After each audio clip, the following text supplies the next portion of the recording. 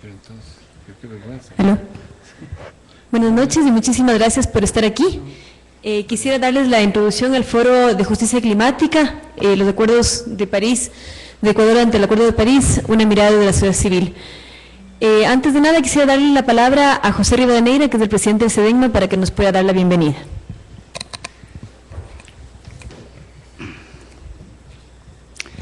Buenas noches con todas y todos. Es un gusto para SEDENMA poder contar con la presencia de ustedes para dar comienzo a una serie de foros que pensamos realizar con el propósito de fomentar el diálogo entre las organizaciones de la sociedad civil y también entre las organizaciones de la sociedad civil con el Estado. Tenemos que recuperar el debate ambiental en el país, que cada vez ha perdido peso, y la única posibilidad es que vayamos asumiendo un compromiso de situar nuevamente temas que son fundamentales para la vida del país, que son fundamentales para el quehacer de las organizaciones. No son tiempos fáciles, son totalmente, por lo contrario, son tiempos muy difíciles, y en tiempos difíciles, si nosotros bajamos la guardia, es factible que el ambiente sea, y la naturaleza, y los pueblos y las culturas, nosotros, la sociedad, se vea profundamente afectada. En este propósito, iniciamos con este foro de justicia climática, y invitamos a todos a que promovamos eventos en los espacios que nos sean posibles. A nombre de la Coordinadora de Organizaciones Ambientalistas en Defensa de la Naturaleza, SEDENMA, damos inicio a este evento. Y nuevamente, gracias por asistir.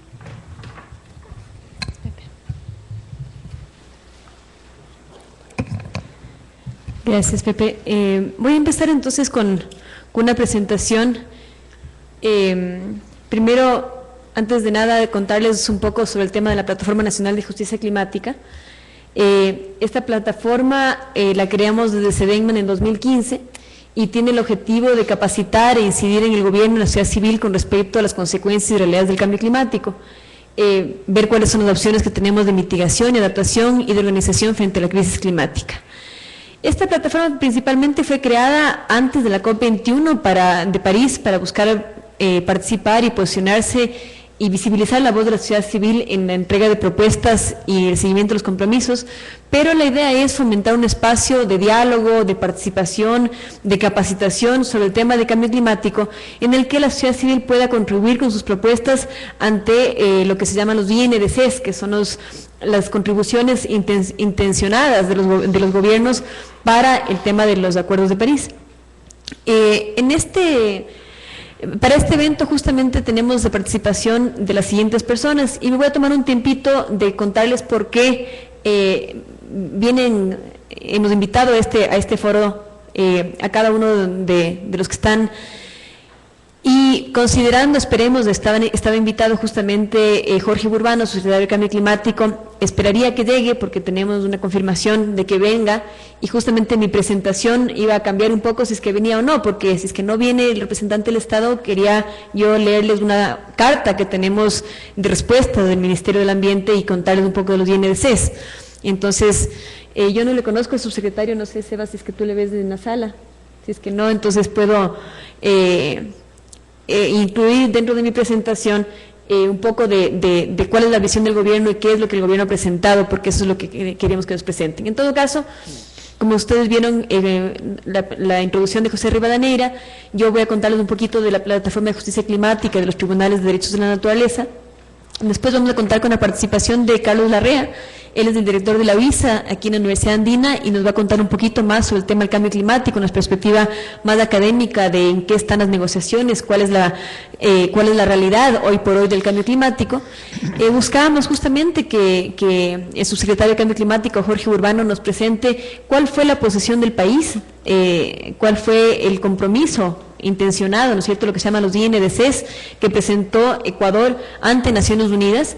Y además, una de las cosas más importantes que buscamos de parte del Ministerio del Ambiente es que nos respondan a la importante pregunta: ¿por qué Ecuador no firmó el Acuerdo de París? Todos los países, o la mayor parte de los países, firmaron el acuerdo el día 22 de abril y coincidió con el terrible terremoto que vivió nuestro país el 16. Pero eso significó que no hubo un representante del Ecuador para firmar el Acuerdo de París y no se ha firmado el Acuerdo de París. Sin embargo, ya ha pasado tiempo del terremoto y nosotros como sociedad civil hemos presionado, hemos mandado cartas al ministro del Ambiente y al ministro de Relaciones Exteriores para preguntar qué ha sucedido, porque sí nos interesa saber por qué Ecuador es uno de los países que no firma, especialmente porque circulan noticias en el que se plantea Ecuador como un país que está boicoteando este acuerdo al ser uno de los pocos que no ha firmado todavía el acuerdo. En todo caso, esa pregunta se mantendrá abierta y daré igual lectura a la respuesta que nos da el Ministerio del Ambiente. Sebastián Cárdenas, del Grupo de Derecho de Cambio Climático y Bosques de CEPLAES, es de la persona a la que hemos elegido de los talleres que hemos tenido de la plataforma para que presente un poco los resultados de qué es lo que son las propuestas preliminares que nosotros presentaríamos al Ministerio del Ambiente y que estaríamos discutiendo como sociedad civil ante el Acuerdo de París. Después tenemos la participación de Roque Sevilla, él es expresidente del Consejo Administrativo y Directivo de la iniciativa Yasuní-TT. Una de las propuestas más importantes de la sociedad civil ante el tema y el pedido de la Agencia Internacional de Energía de dejar los 2/3 de los combustibles fósiles bajo tierra es que retomemos la iniciativa. Entonces, por eso la importancia de escuchar a Roque sobre el nuevo momento que viviría el Ecuador y el mundo, o cómo se aceptaría una nueva iniciativa en este momento, y la importante participación de Cátima Ochoa, dirigente de la Mujer de la CONAIE, que nos va a contar también un poco sobre la realidad que viven los pueblos indígenas en la Amazonía, especialmente enfrentados con el tema del petróleo. ¿Por qué el petróleo? Porque obviamente el cambio climático es especialmente generado, ¿no es cierto?, por los seres humanos, por la quema de combustibles fósiles, y siendo el Ecuador un país petrolero, la problemática petrolera y la idea de un país post-extractivista es lo que buscamos nosotros reflejar y también buscar como sociedad. Entonces, por eso la importancia. Voy a comentar entonces rápidamente un poco de los INDCs, viendo que no tenemos un representante del Ministerio del Ambiente, y contarles que una de las cosas interesantes que nosotros planteamos como país es que tenemos un marco normativo bien interesante. En Ecuador tenemos una constitución ambientalista que plantea incluso la idea de mitigar y adaptarnos al cambio climático. Tenemos un Plan Nacional del Buen Vivir que tiene varios objetivos que plantean cómo mitigar y adaptarnos al cambio climático. Ya existe una Estrategia Nacional de Cambio Climático 2012-2025, un Plan Nacional de Cambio Climático 2015-2018, y tenemos un marco legal en el Ecuador que protege, ¿no es cierto?, a varias áreas protegidas. Entonces, como marco normativo estamos mucho más adelantados que otros países.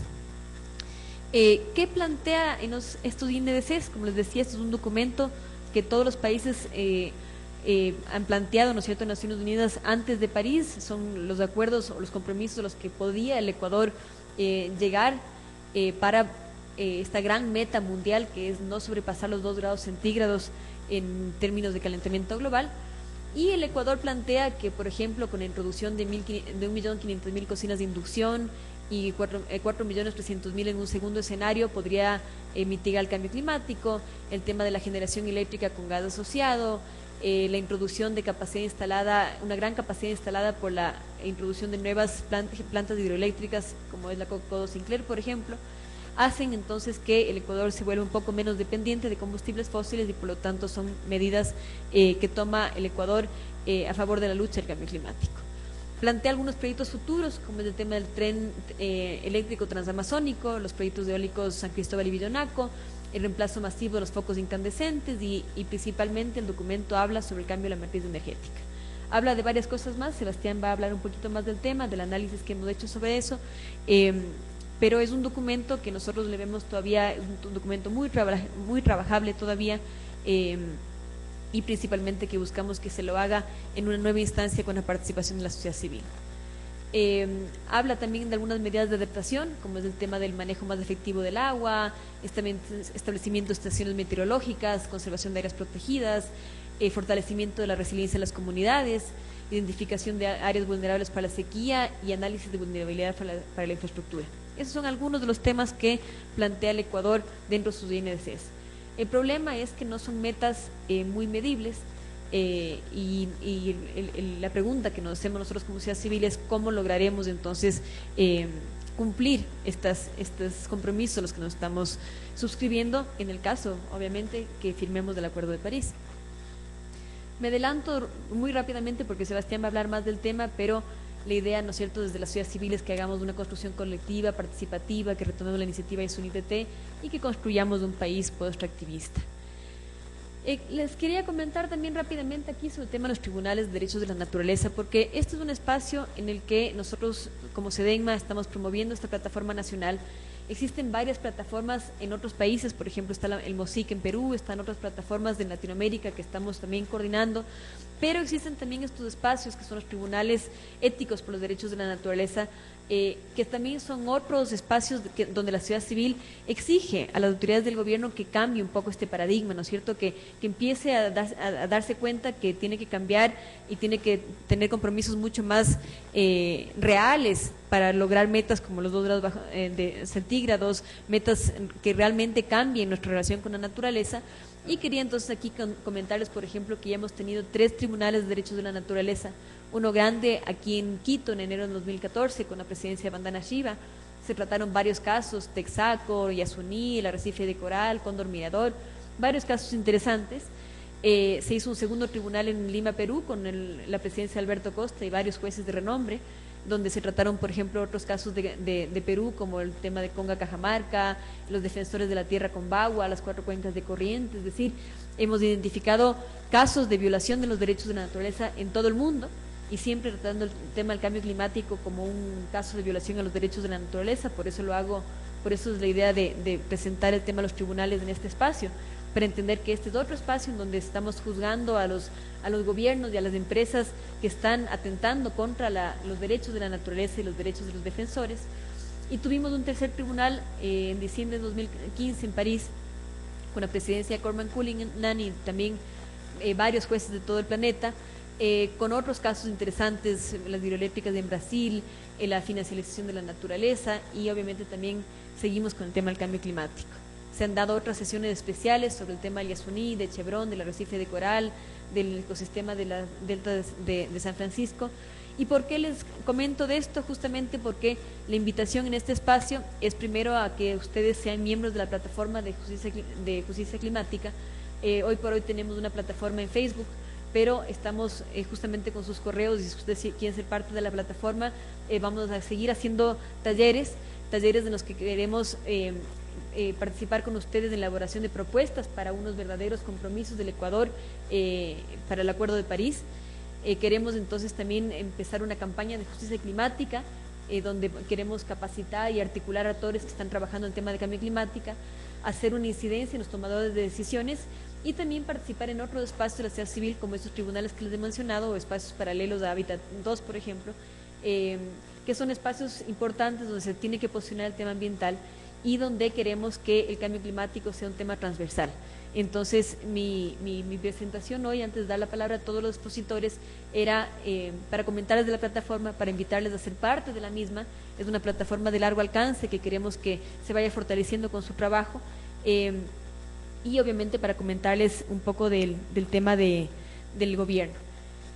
Antes de darle la palabra, voy a poner aquí para que veamos el orden. Antes de darle la palabra a Carlos, voy a leer brevemente la respuesta que nos da el Ministerio del Ambiente, tomándome entonces un poquito el tiempo, que sería el tiempo de la presentación que no va a haber del Ministerio. Y está dirigida la carta al presidente del SEDENMA, José Rivadeneira, y dice: con respecto a su correo, me permito agradecer en primer lugar la invitación al foro. Lamentablemente, por motivos de seguridad de agenda, no podrá asistir. Esto fue al segundo foro, porque como ustedes saben, la tercera es la vencida. Esta es la tercera vez que convocamos al foro, porque las 2 oportunidades anteriores tuvimos que cancelarlo por los sismos. Dice: en relación a la firma del Acuerdo de París, me permito indicar que el Ministerio del Ambiente, como Autoridad Nacional Ambiental, mantiene su compromiso en la lucha contra el cambio climático. Es por eso que el país ha firmado y ratificado acuerdos y protocolos sobre esta materia y ha mantenido durante esta última década su participación activa en conferencias de las partes bajo la Convención Marco de Naciones Unidas sobre el Cambio Climático, con la presentación de propuestas innovadoras que buscan satisfacer una sed de justicia ambiental y garantizar un sistema climático estable por la integridad de la madre tierra. En este sentido, el Ministerio del Ambiente se permite aclarar los siguientes puntos sobre la participación del país en la ceremonia de la firma del Acuerdo de París que se desarrolló el 22 de abril en Nueva York. El acuerdo de la 21ª Conferencia de los Estados parte de Naciones Unidas se sumó y aprobó al Acuerdo de París, considerando que el mismo determina un marco de reglas que permitirán fortalecer un régimen de justicia ambiental que refleje un nuevo pacto social global en armonía con la naturaleza, donde se reconozcan los derechos de la naturaleza con una declaración universal y vinculante.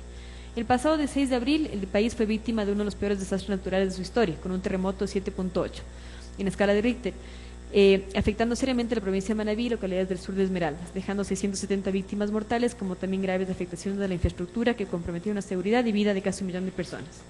En respuesta a la emergencia nacional, el Gobierno Nacional movilizó toda su estructura gubernamental a la catástrofe, llamado al cual el Ministerio del Ambiente se encuentra apoyando en el sur de la provincia de Esmeraldas. La priorización de la emergencia nacional en beneficio de la población damnificada ocasionó que el país participe en calidad de observador en la ceremonia de suscripción del acuerdo. Sin embargo, el gobierno del Ecuador se encuentra realizando las gestiones necesarias para confirmar su posición de unirse al inicio del proceso de firma y sujeto de ratificación, aceptación o aprobación de los Estados partes a partir del 22 de abril al 21 de abril de 2017, a la adhesión a partir del día siguiente de dicho periodo. El gobierno ecuatoriano está comprometido con la vida desde la conservación y protección de la biodiversidad, como con la seguridad e integridad de los ecuatorianos, sobre todo en estos momentos difíciles, reitera su compromiso con la comunidad internacional en continuar con acciones para combatir este fenómeno que sigue afectando una vez más fuerte a nuestros países altamente vulnerables. Saludos cordiales, Jorge Urbano. Esperando entonces con esta comunicación que plantea que el Ecuador sí sí firmaría el Acuerdo de París. Nosotros, como les hemos comentado, hemos enviado cartas a los dos ministerios porque lo que esperamos, esto es un correo electrónico, esperamos una contestación formal del país sobre el tema de la firma del acuerdo. Para especialmente dejar estos rumores, hay rumores que dicen que el Ecuador no firma el acuerdo porque eso implicaría que le limiten su capacidad de explotar petróleo. Esperando que eso no sea la situación, queremos una explicación formal del gobierno ante la no firma del acuerdo y como les digo, quisiéramos abrir un espacio de diálogo porque creemos que es muy importante la participación de la sociedad civil en la construcción de los compromisos que tendremos de aquí en adelante para mitigar el cambio climático. Entonces, esa es la apertura que tenemos nosotros como plataforma y bueno, realmente lamentando que no esté el ministerio, hemos dado lectura a la carta que nos han enviado. A continuación, entonces, doy la palabra al doctor Carlos Larrea, que nos va a contar un poco más sobre el tema del cambio climático.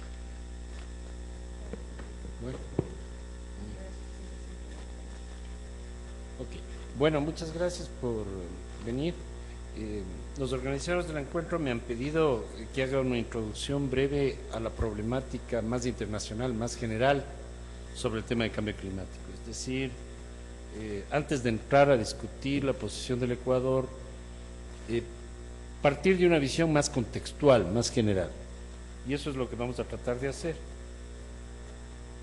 Y dentro de eso vamos a ubicar dos tratados internacionales que son centrales en el tema, que es el Protocolo de Kioto y los recientes acuerdos de París que se plantearon en diciembre del año pasado.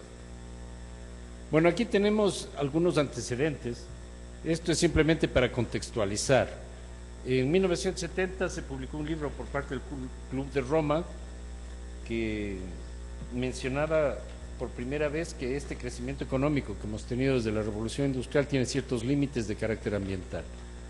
No quiero entrar en eso, pero de todas maneras es interesante porque nos muestra que la conciencia sobre el tema es relativamente reciente. Recuerden, la Revolución Industrial comenzó en 1750 y recién en 1970 aparece alguien que nos dice: hey, aquí hay un problema con el planeta, ¿sí? En 1987 las Naciones Unidas escribieron un informe muy importante que se llamó el informe Brundtland, que planteaba la necesidad de una acción internacional coherente sobre el tema, porque ya se planteaba que ningún país por sí mismo puede resolverlo y que hay una amenaza para el futuro de nuestra civilización, por lo menos, si no hablamos para el futuro de la vida del planeta. Eso condujo a que en el año 92, bueno, aquí hubo un acuerdo importante sobre los clorofluorocarbonos en 1987, que fue relativamente exitoso. Hubo la cumbre de Río en el año 92, y como consecuencia de eso, algunos años más tarde, en 1997, se suscribió el Protocolo de Kioto, que fue ratificado recién en el 2005, y que en teoría debía culminar en el 2012. No culminó porque no llegamos a ningún acuerdo para reemplazarlo y ha quedado postergado por inercia hasta el 2020, donde se espera algún resultado de los acuerdos de París. Esa es la situación actual. Y finalmente tenemos dos hechos importantes. En el año 2009, donde había grandes expectativas de que el mundo lograra un acuerdo para continuar con un protocolo más o menos dentro de la estructura de Kioto, eso fracasó y se llegó a un estancamiento de las negociaciones internacionales de cambio climático, que fue superado justamente en diciembre del año pasado en una reunión que causó resultados muy alentadores, en principio, que fue la Cumbre de París, que ha dado origen a un nuevo tipo de acuerdo. Eso es muy brevemente. Ahora, comencemos un poco por lo de Kioto, que es lo básico, ¿sí? Bueno, básicamente el protocolo de Kioto se propuso que las emisiones de dióxido de carbono o de otros gases de invernadero bajen en un 5%, ese era el resultado que íbamos a tener al fin del protocolo de Kioto, o sea, en 2012, respecto a sus niveles de 1990. ¿Sí? Para eso se creó toda una estructura muy compleja, al estilo típico de las Naciones Unidas, con compromisos diferenciados y compartidos, y etcétera, etcétera. Pero esa era la meta. Ahorita no vamos a entrar en un análisis en profundidad, queremos ver primero qué pasó con la meta. Es decir, si las emisiones eran 100 en 1990, para el año 2012 teníamos una meta muy modesta, bajarlas de 100 a 95, que no resolvía para nada el problema del cambio climático, pero era por lo menos un buen indicio, un buen comienzo. ¿Qué ocurrió? Que en el año 2014, cuando las emisiones debían estar por debajo de 95, llegaron no a 100, sino a 154. Esto quiere decir, en vez de bajar el 5%, subieron un 54% a nivel mundial.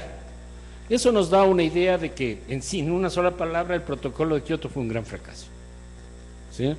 Y esto es bastante grave porque es el único protocolo que tenemos. ¿Sí? En lo de París todavía un proyecto. ¿Sí? Entonces, debemos partir de una experiencia que realmente no ha sido demasiado exitosa. ¿Sí? Segundo, aún en el caso de que se hubiera cumplido la meta, que era bajar de 100 a 95, esa meta era insuficiente respecto a todos los estudios que muestran que el problema del cambio climático requiere acciones muchísimo más drásticas. Ese es en esencia el contexto. Aquí tienen una representación gráfica del tema. ¿Sí? Si ustedes pueden ver, esta es la línea de las emisiones de CO2 desde 1990, como han venido subiendo. Observen que a partir más o menos del fin de la Segunda Guerra Mundial se aceleran enormemente y llegamos al momento que se firmó el protocolo en 1990, teníamos que bajar a partir de ese punto a 95, que es lo que está acá, y como ven ustedes, este crecimiento no solamente que no se detiene, sino que en los últimos años, justamente que corresponde a este boom de la economía china, se aceleran considerablemente. Entonces, el enorme contraste entre la realidad y las expectativas. Si vamos a la siguiente, digamos, las emisiones es como el acelerador, que es lo que estamos poniendo en la atmósfera. Pero ¿qué pasa con la atmósfera en sí misma? Que eso es lo que siente el planeta, ¿sí? Y efectivamente la NASA tiene esta medición que es bien importante, que le hace en Hawái todos los años, ¿sí? De las concentraciones de CO2, que antes de la revolución industrial era 280 partes por millón, ya en 1960 teníamos 320. Todos los estudios internacionales más o menos serios, principalmente hechos por el Instituto Ambiental de Estocolmo, nos muestran que hay un límite que ha sido adoptado en París en este momento como el límite máximo tolerable por el planeta. Esta es la línea roja que no podemos pasar, ¿sí? Quiere decir que si nos pasamos hay un serio peligro para el futuro de la civilización contemporánea, hay un serio peligro para la biodiversidad e inclusive un serio peligro para la supervivencia de la vida sobre la Tierra, ¿sí? Este límite ha sido fijado en 350 partes por millón. Si ustedes observan, aquí hay un problema muy serio. ¿Qué le pasa a esta línea? En 1970 comienza la conciencia, en 1990 la reunión de Río, en 97 Kioto. No se ve para nada una tendencia a la reducción. No solo eso, sino que este año ya nos pasamos de 400 partes por millón, ¿sí? O sea, desde más o menos 1990 nos pasamos el límite seguro y no hay ningún indicio de que las políticas internacionales de mitigación del cambio climático hayan dado algún resultado. Porque parece básicamente que hemos seguido una tendencia ascendente y no se ve que esta curva de alguna manera comience a descender. Es un paciente que tiene fiebre y que cada vez la fiebre es más alta, ¿sí? No importa qué tratamiento le hayamos dado, pero parece que no está funcionando. Ese es básicamente el problema. Aquí tenemos el mismo gráfico, pero tomando en cuenta una visión histórica de muy larga duración. Aquí tenemos 400.000 años, mucho antes de que aparezca la especie humana en el planeta, durante el periodo Pleistoceno. Los registros de temperatura que se han obtenido por base de varios métodos científicos, estas son las glaciaciones, pero resulta que en los últimos 400.000 años en ningún momento se ha llegado a concentraciones tan altas. Como ven ustedes, lo que hemos hecho a partir de la Revolución Industrial, particularmente a partir de 1950, nos saca de la pizarra. Digamos, es una cosa tan grande que nunca el planeta, en su historia reciente, reciente quiere decir 400.000 años, es bastante tiempo, ¿sí? Ha experimentado un shock de esta naturaleza. Eso para ver lo que estamos haciendo. Sí, bueno, aquí hay un cuadro bien interesante, porque en general, después de la reunión de París hubo un enorme optimismo. Nosotros parcialmente compartimos ese optimismo, porque primero llegamos a un acuerdo, que significa algo muy importante. Segundo, ese acuerdo se firmó con una aceptación inicial de 195 países en el mundo, que prácticamente representan la totalidad del planeta, ¿sí? Y hay una serie de puntos en los que ese acuerdo puede representar una nueva forma de acercarse a resultados concretos, que son estos NDCs, que básicamente quiere decir que cada país aporta con lo que puede, y luego vemos cómo vamos afinando con el tiempo los compromisos nacionales para hacer el ajuste. Bueno, después de París, una revista bastante prestigiosa, que es The Economist, que además es bastante de derecha, publicó este gráfico que es sumamente interesante. Este es el resultado del crecimiento de las emisiones en el pasado, desde 1990, como ustedes vieron. Estamos aquí. Entonces, ¿qué es lo que ocurre ahora? Si no hacemos nada, seguimos en la línea gris y llegamos a un calentamiento global que puede estar entre 5 y 7 grados centígrados, lo que más o menos significa el fin de nuestra civilización. ¿Sí? De acuerdo con las metas establecidas en el compromiso de París, vamos a seguir con la línea celeste. ¿Y qué pasa con la línea celeste? Claro que es un poquito más baja que la línea gris. O sea, algo hemos obtenido. Pero de ninguna manera tenemos que llegar a la meta. ¿Y cuál es la meta? La que habíamos hablado, las 350 partes por millón. O un calentamiento global de 2 grados centígrados. ¿Qué calentamiento vamos a tener si cumplimos, y solo cumplimos lo que se acordó en París? 3.7 grados centígrados. Lo que significa que no nos vamos a tostar, pero de todas maneras estamos condenados a una situación futura extremadamente grave para toda la humanidad. Y la diferencia, esta es la diferencia entre lo que se llama business as usual, o sea, no hacer nada, y el Acuerdo de París. Esto sería lo que hemos logrado. Y lo que nos falta es enorme. O sea, aquí tenemos una brecha bastante grande. Y esta es la brecha teórica de lo que se acordó un poco como la meta más deseable en París, que es 1.5 grados centígrados de calentamiento global. En resumen, tenemos un avance de alguna manera porque tenemos un nuevo tratado que podría firmarse en el 2020. Segundo, cuenta con la participación de muchos países, pero clarísimamente los objetivos son insuficientes. Tenemos que avanzar muchísimo más. Entonces la pregunta es, ¿para qué? Y aquí viene un problema, porque lo que no se comprende del todo es qué es lo que está en juego, ¿sí? Y lo que está en juego, bueno, este es un cuadro bastante largo que no quisiera explicarles en detalle, pero pongamos algunas cosas sobre el tapete. Para que nuestra sociedad, que actualmente tiene 8.000 millones de personas, 7.500 aproximadamente millones de personas, en este momento más o menos un tercio de la humanidad está desnutrida, ¿sí? Para que podamos alimentar en el futuro, necesitamos agua, necesitamos tierra y necesitamos tecnología. No tenemos ninguna de las tres cosas. El cambio climático en el futuro puede producir una seria disrupción de la capacidad de alimentación de la sociedad humana en su conjunto.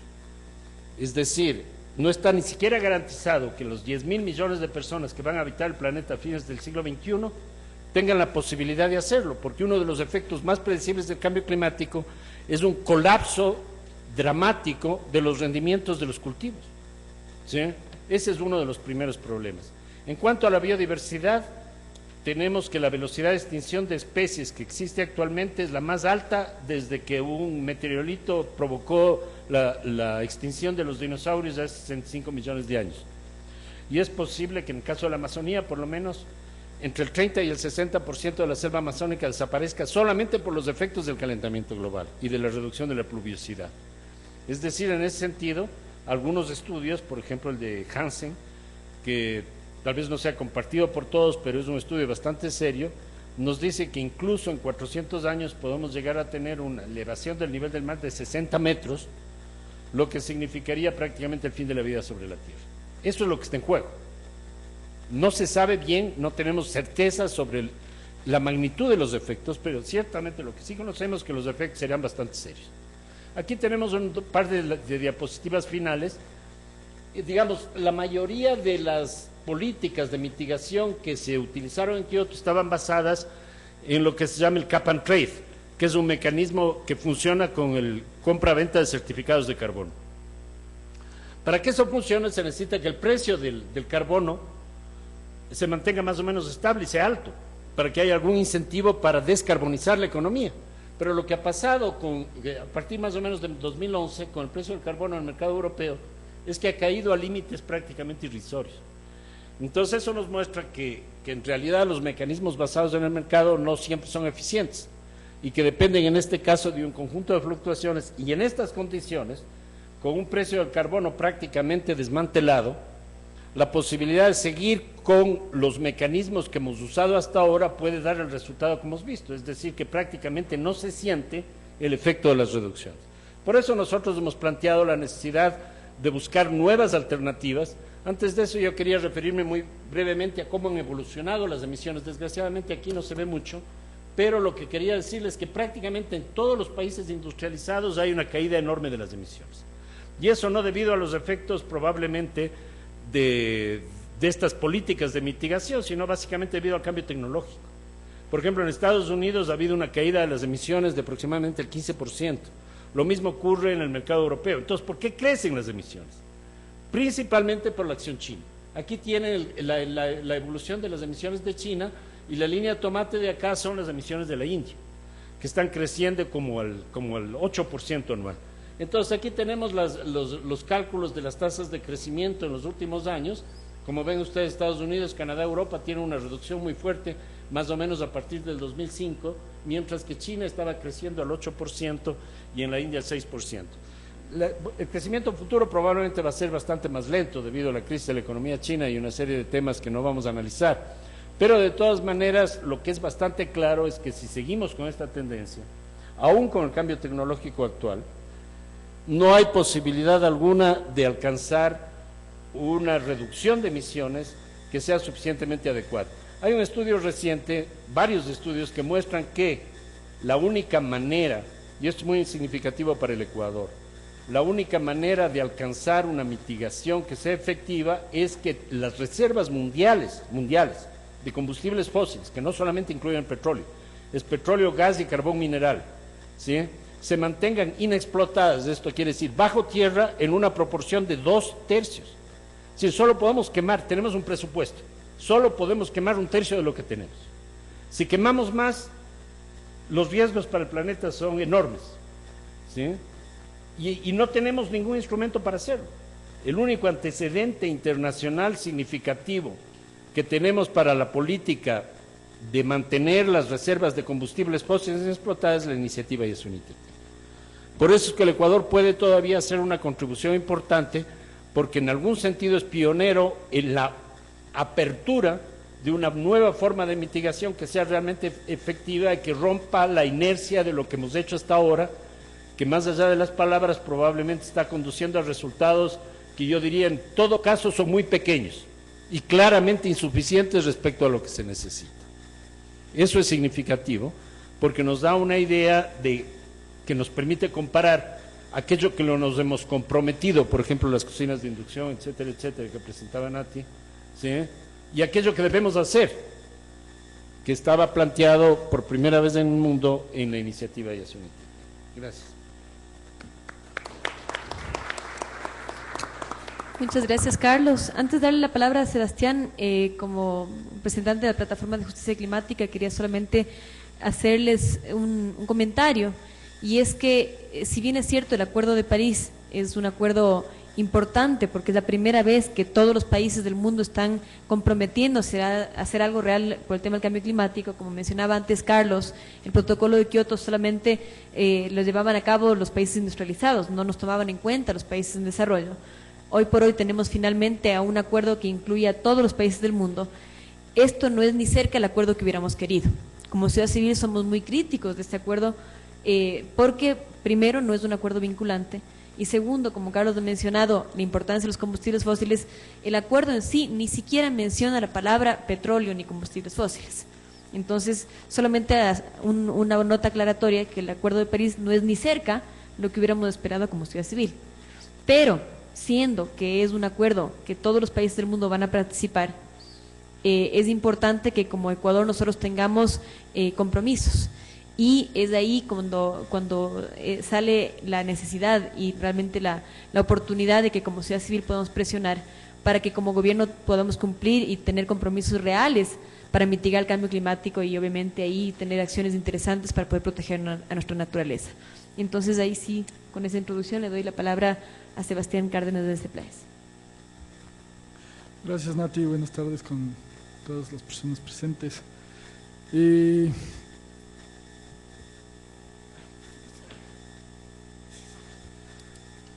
Vamos a pasar directamente a esto de la INDC, que básicamente es el documento que hace Ecuador con sus compromisos de cara al Acuerdo de París.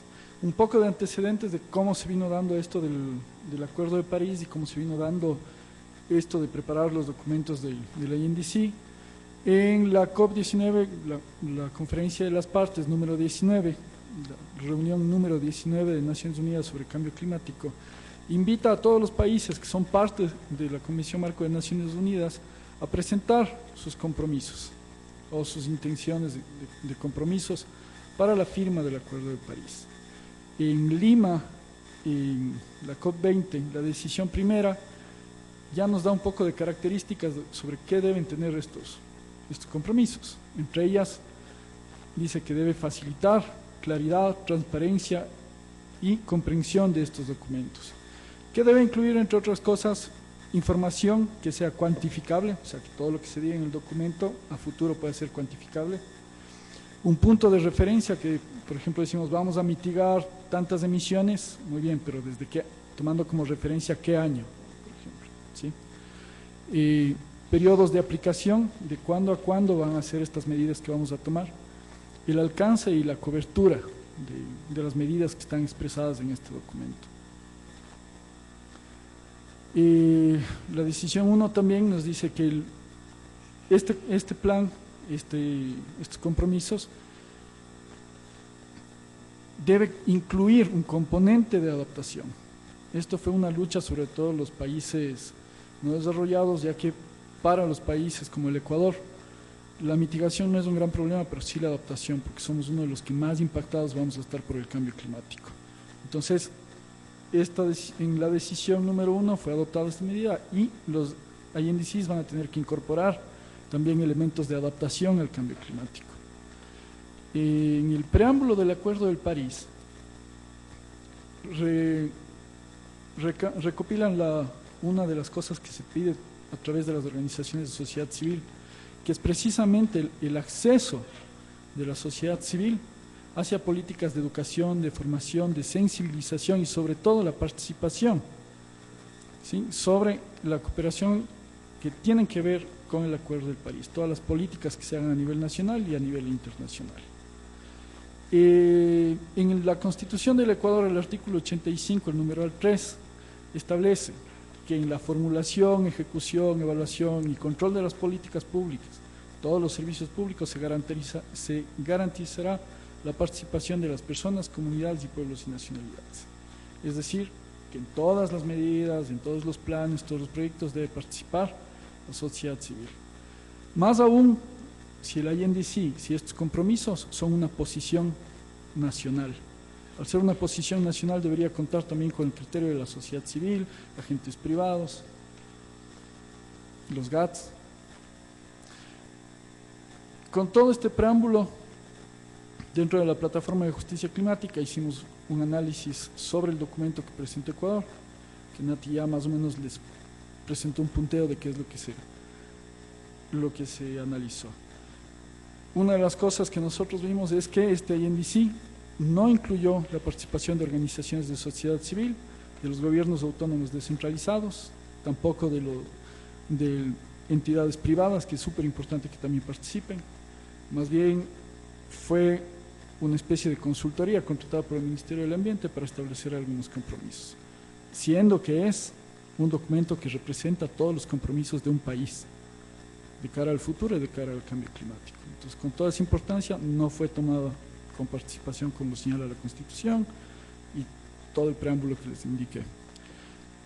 Tampoco incluye temas que son sumamente importantes y que han sido temas de debate a nivel nacional, como el tema de movilidad. ¿Qué pasa con los temas de movilidad en las ciudades? No hay nada incluido en el INDC. ¿Qué pasa con el Yasuní?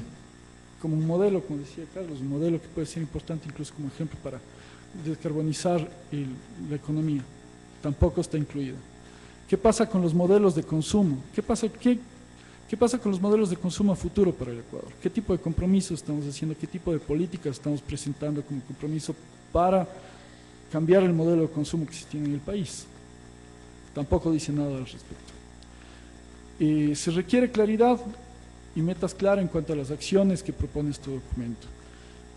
Como ustedes vieron en el preámbulo, es una de las características que se piden en las decisiones de la COP20, pero es muy ambiguo, no nos dice claramente qué es lo que pasa en el INDC con respecto a muchas cosas. Aquí hemos puesto algunos ejemplos. Por ejemplo, se pone el tema de la deforestación cero. El Ecuador llegará a tener deforestación cero.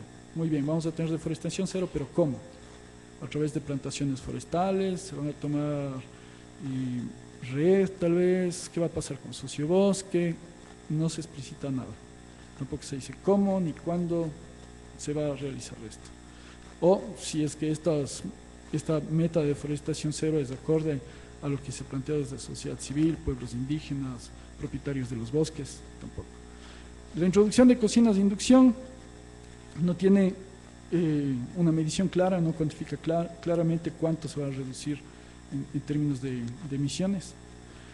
Y una cosa que nos preocupa muchísimo es que la INDC del Ecuador tiene un discurso de más bien reforzar un modelo extractivo antes de plantearnos un nuevo modelo de desarrollo reducido en carbono.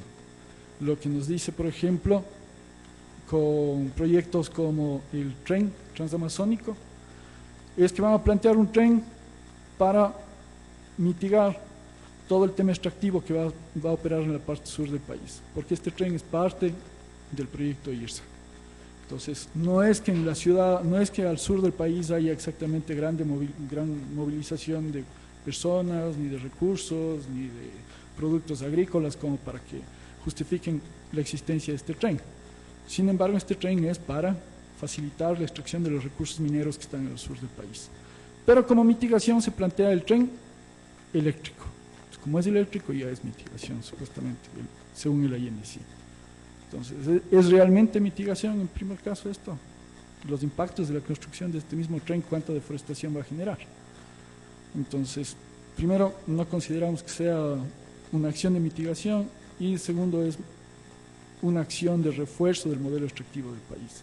Lo mismo, la quema del gas asociado a la explotación petrolera. No nos están diciendo que vamos a reducir la explotación de petróleo en el país. Lo que nos están diciendo es que vamos a tomar medidas para que la explotación petrolera que va a continuar en el país no genere tantos impactos. Que en realidad no es que sea la gran cosa. Acciones en el sector forestal y de energía dependientes de soporte financiero internacional. Esto sí es súper penoso de la INDC que tenemos en el Ecuador, porque casi todas las medidas que tienen que ver con el sector forestal están supeditadas a que otros países nos den dinero. Si es que no hay dinero, no vamos a poder hacer estas medidas. Si es que no hay dinero, no vamos a poder mejorar la matriz energética del país. Si es que no nos dan dinero de otros países, no vamos a poder continuar con proyectos para reducir la deforestación en el país. Entonces es algo súper triste porque ¿dónde está realmente el compromiso del Ecuador como país para tomar estas medidas? No podemos supeditar las medidas de un país a el financiamiento extranjero. Debemos tener políticas propias también. Se supone que ahí debería entrar también el discurso de la soberanía. Otro tema que es súper importante y que no está visibilizado es el tema de los jóvenes y mujeres. Sabemos que los jóvenes van a ser los que más sufran de los impactos del cambio climático. Como Carlos ya nos explicó, los impactos los veremos a futuro, son los jóvenes hoy los que van a tener que asumir esos impactos. Sin embargo, no están visibilizados en el INDC.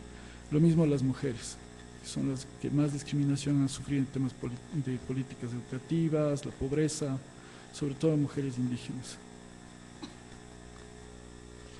Y se requiere claridad de los datos. En el preámbulo también habíamos visto que uno de los requisitos de las decisiones de la COP20 era que exista claridad en los datos. La segunda comunicación nacional nos expresa que el sector agrícola es el que más ha aportado en emisiones totales, seguido del sector de uso del suelo y cambio de uso del suelo en menor escala, y que estaba alrededor de los del 80% de las emisiones del país en ese año. Ahí tienen un gráfico que es extraído justo de la segunda comunicación nacional. Entonces eso teníamos en el periodo de 1990 al 2006. Entonces claramente lo que se mostraba es que el sector forestal y el sector de agricultura eran uno de los que más problemas nos daba en temas de emisiones en el país. Sin embargo, el INDC de Ecuador nos dice que el inventario nacional de gases de efecto invernadero para los sectores del IPCC en el año 2010, las emisiones totales del país, las de mayores emisiones son energía y el de agricultura, silvicultura y otros de uso del suelo por el 43%. Entonces decimos, o somos supercampeones para haber reducido la deforestación, o qué pasó, de cuándo acá la energía en el país se convirtió en el 50% de las emisiones y los sectores relacionados con agricultura y deforestación apenas del 43%. Entonces es un dato que, por ejemplo, nos hubiera encantado que nos aclare el subsecretario del Cambio Climático, porque en solo 4 años de diferencia de los datos, que hayamos bajado tanto el tema de las emisiones por deforestación, nos parece súper raro, cuando vemos tantos proyectos extractivos nuevos en el país. Mitigación versus adaptación en el Ecuador. Claramente hay un desbalance en el documento de la INDC del Ecuador, y la adaptación no cuenta con medidas claras, no nos dicen qué exactamente vamos a hacer para adaptarnos. Hay una serie de enunciados generales, súper generales, y que no tienen para nada ningún tipo de indicador que pueda ser verificable a 2, 3 años, 5 años.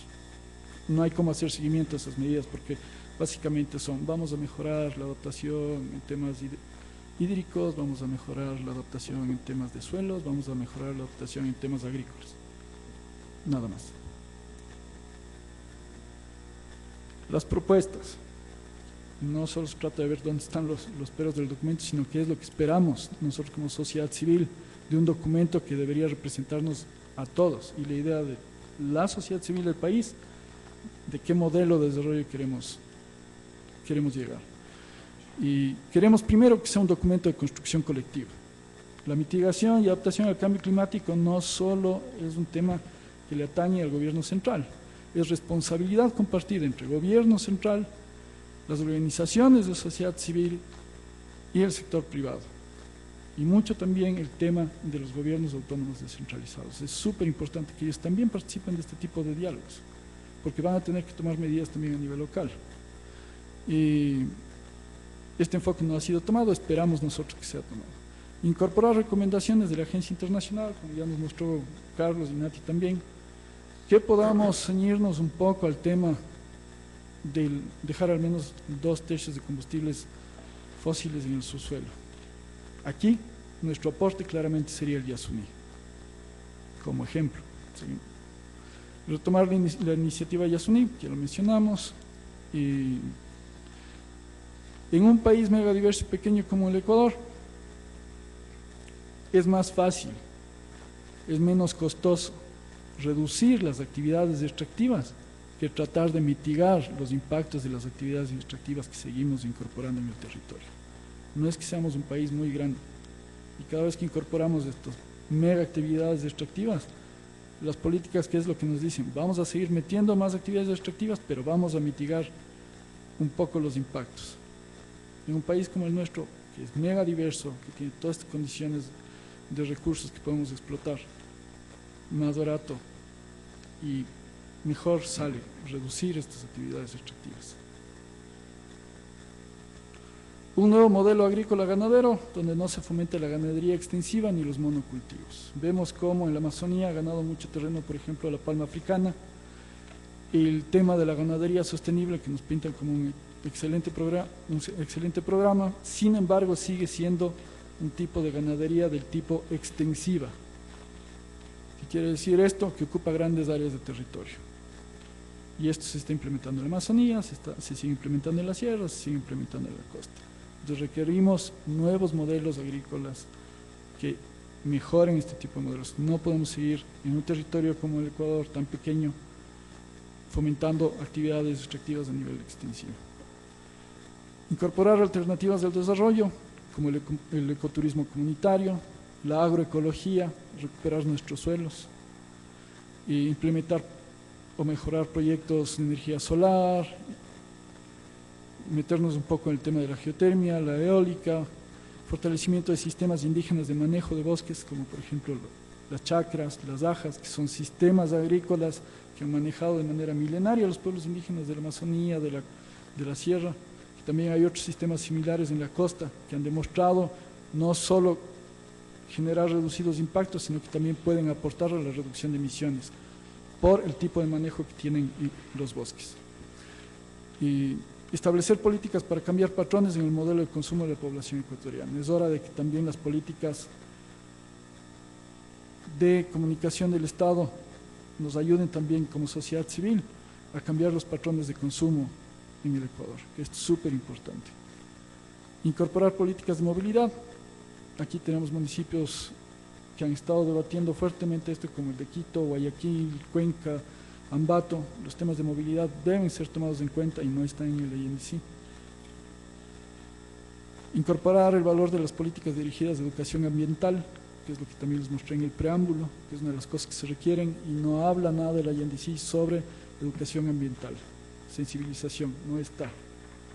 Y son políticas de bajo costo y que piensan a futuro, a largo plazo.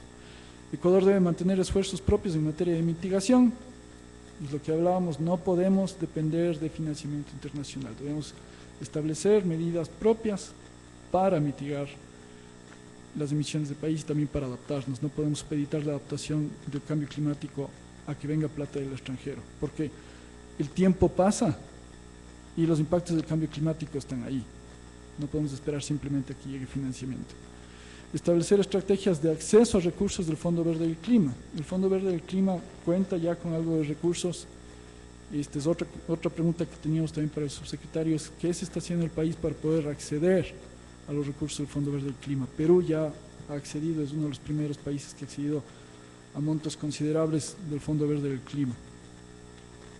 Evitar mecanismos financieros que financien a quienes históricamente han financiado. Esto sobre todo por cómo se está aplicando REDD en el país, el mecanismo de reducción de emisiones por deforestación y degradación. Las políticas de financiamiento deben ser para apoyar a los que están conservando los bosques y no para los que históricamente han estado deforestando. Ejemplo, los grandes proyectos ganaderos en la Amazonía. Y la participación de organizaciones de ciudad civil, no solo en la formulación de los INDCs, de estos compromisos, sino también en el Plan Nacional del Cambio Climático, que es otra de las herramientas que tiene el gobierno para enfrentar el cambio climático. Y esas serían las propuestas desde la Plataforma de Justicia Climática. Muchas gracias, Sebas. A continuación, la presentación de Roque Sevilla. Muchas gracias, buenas noches. La ventaja de hablar casi al último es que ya no hay mucho que decir. Pero tal vez puedo iniciar mi intervención indicando que aquella cosa que no le interesa al presidente no interesa al país. Y por eso es que se elabora una propuesta tan ridícula, porque no tiene otro nombre, tan ridícula como la que ha presentado el Ministerio de Medio Ambiente. Es que es absolutamente ridículo. Comienza diciendo que un aporte fabuloso del Ecuador es el plan del buen vivir. Entonces, bueno, si comenzamos por ahí para combatir el cambio climático, creo que no estamos justo por la ruta adecuada. Luego mencionan el cambio por focos ahorradores, que creo que ya se hizo hace 6 o 7 años. Mencionan los derechos de la naturaleza en la Constitución, que sabemos todos que no lo respetan nunca, de tal manera que está en el papel pero no sirve para nada. Mencionan el exitoso proyecto de las cocinas, todos sabemos lo que ha pasado. Lo único que sí ha hecho el gobierno, y hay que aplaudirlo, aunque sea en las condiciones económicas no muy adecuadas, es la construcción de las 8 plantas hidroeléctricas, que yo sí creo que eso es fundamental. Pero con eso recién estamos cubriendo el 27.2% del potencial real del Ecuador. El Ecuador puede utilizar 22.000 megavatios, o puede generar 22.000 megavatios de hidroelectricidad.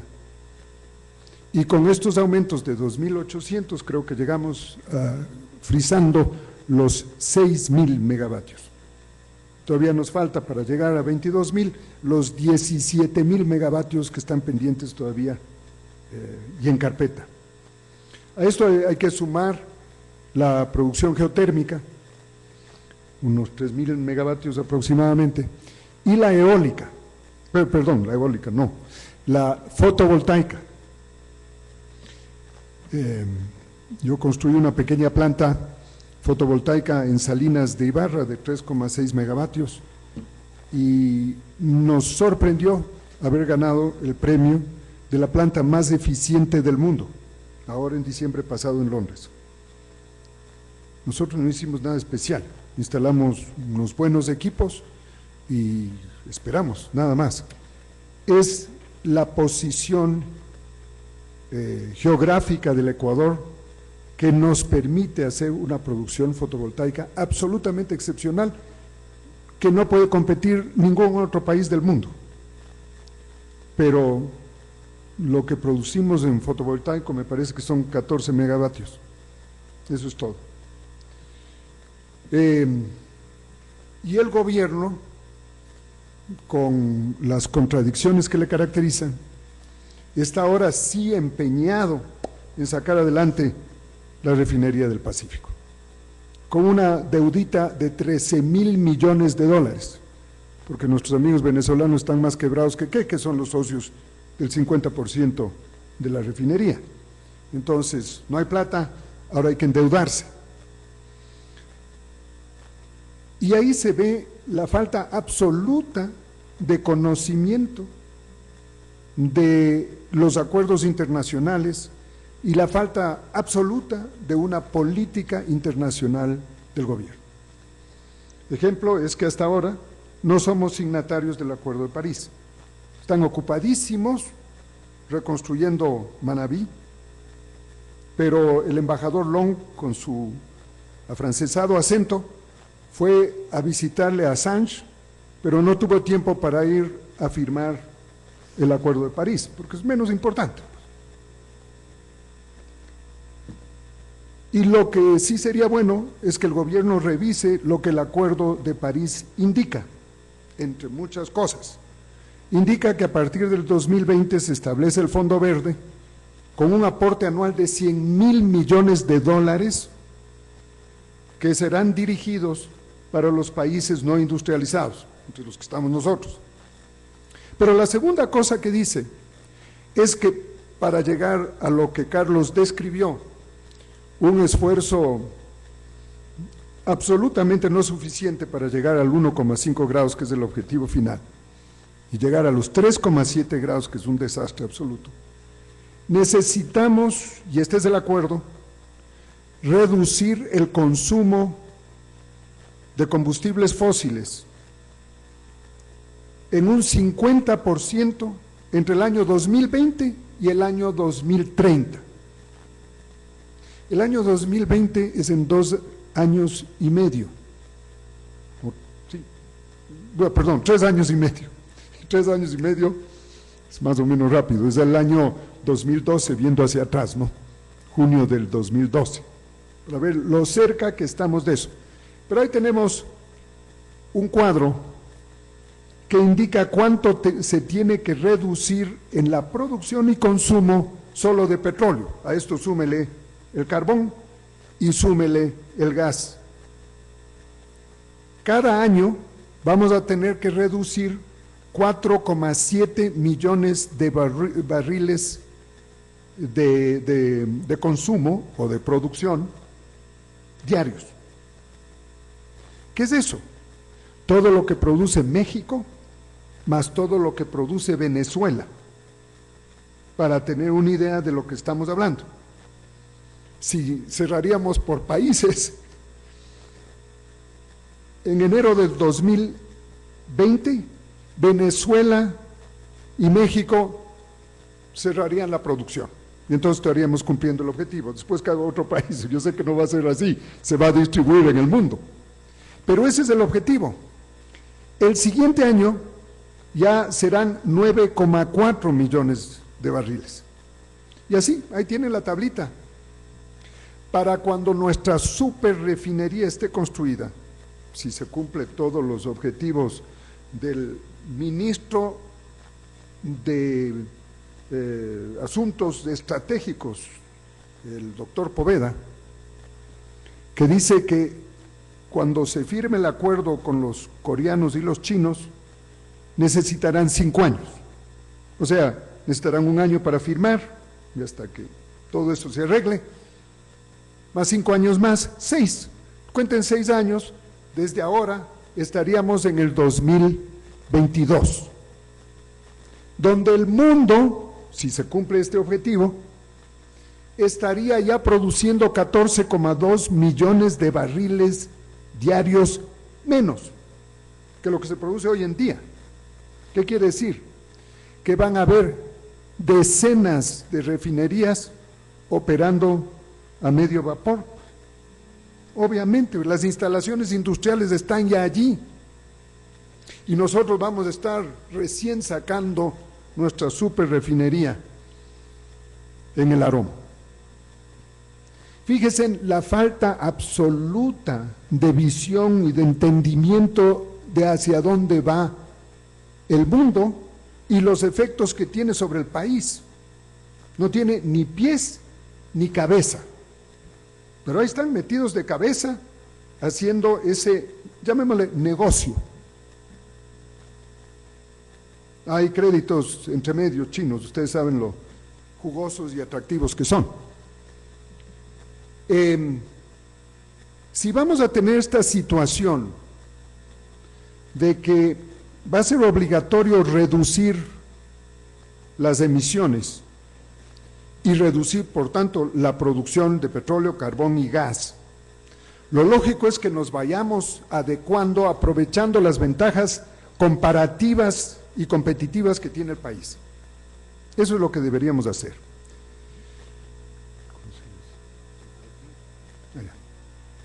Bueno, aquí están todas las medidas que ya fueron explicadas. Aquí están un poco las cosas que deberíamos hacer, ¿no? Lo primero es no hacer la refinería del Pacífico, porque es una real tontera, no tiene otra calificación. Nadie con 2 dedos de frente puede defender la importancia de ello. Lo que va a pasar es que la industria automotriz, que consume el 50% de los combustibles y nos cuesta 2.500 millones de dólares en importaciones al año, va a migrar a una velocidad sorprendente hacia automotores eléctricos. Eso es lo que está pasando. Todavía muchos se preguntan, oigan, ¿los automóviles con motor eléctrico funcionan? Resulta que funcionan muchísimo mejor que la tontera inventada a comienzos del siglo pasado, que es el motor a explosión. El motor a explosión es el aparato más complejo que uno se puede inventar y el más ineficiente que se ha registrado, porque el 70% de la energía se transforma en calor. Si no, abran el capó de un automóvil y traten de tocar el motor después de 10 minutos de circular y van a ver la temperatura a la que está el vehículo. Allí se va la mayor parte de la energía. En el caso de los motores eléctricos, pierde por calor entre un 3 y un 5%.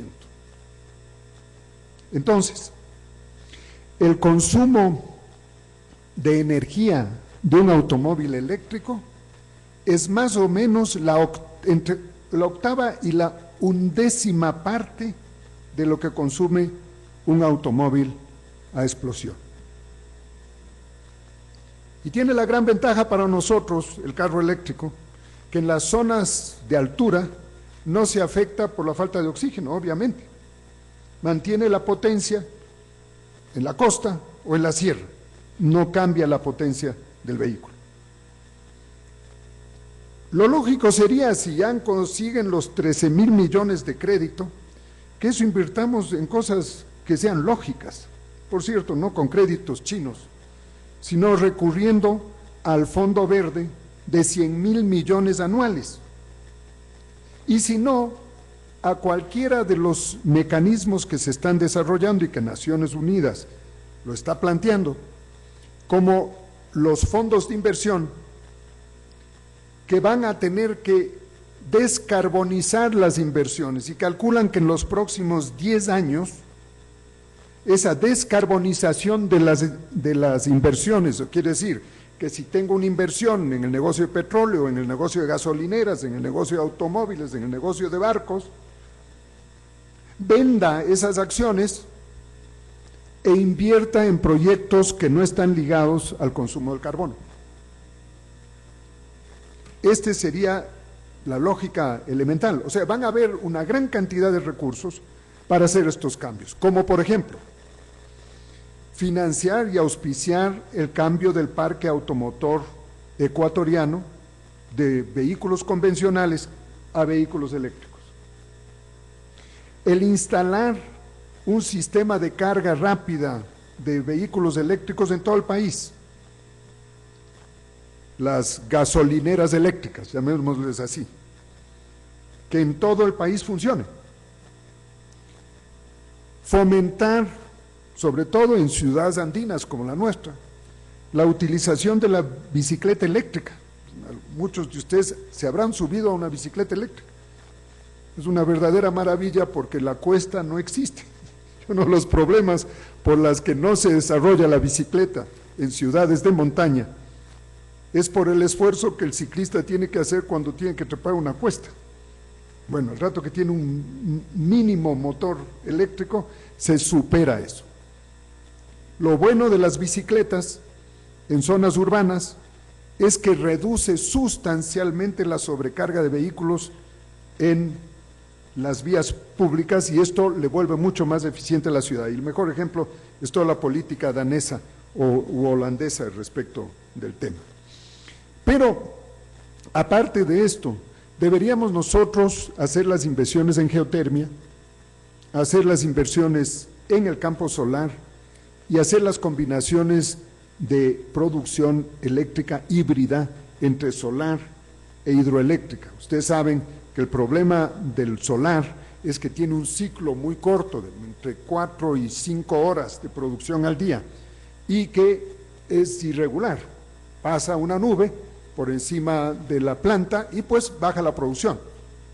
Entonces hay que tener unos equipos en stand-by, que pueden ser hidroeléctricos o térmicos, que compensan esas variaciones de energía. Hoy en día existen sistemas electrónicos que automáticamente compensan el funcionamiento de lo uno o de lo otro.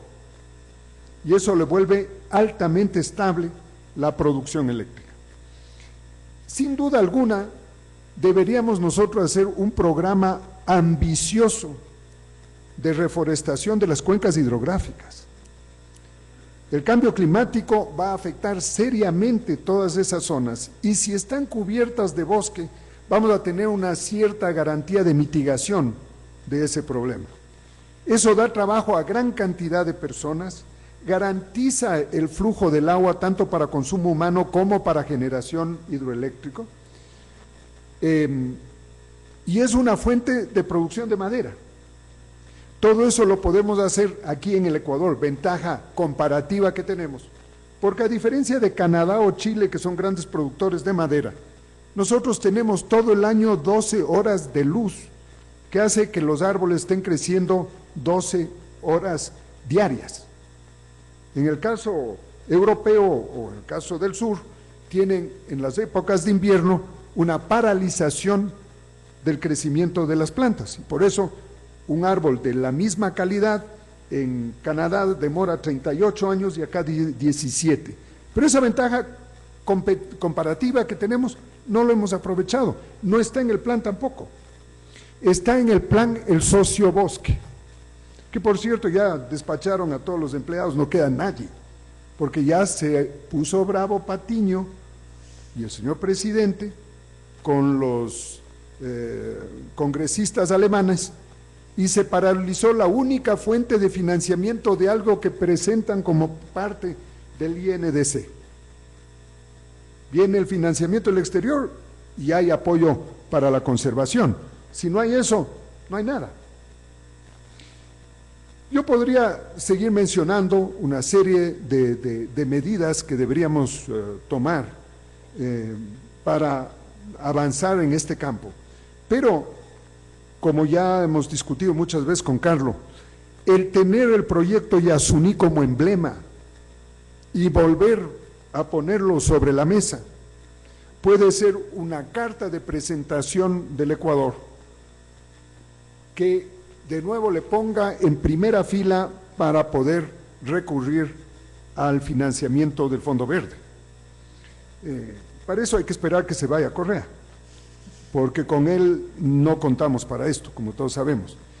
Y la otra cosa que todos sabemos es que Petroecuador está entre la espada y la pared tratando de producir ese petróleo que le va a costar entre 40 y 50 dólares el barril, porque si cumple con todo lo que ha ofrecido de medidas de conservación, el costo de extracción va a ser brutalmente alto, además de un crudo de 3,6 API, o sea, de pésima calidad, que hay que mezclarle con otro crudo para subirle el API para que pueda fluir dentro del tubo.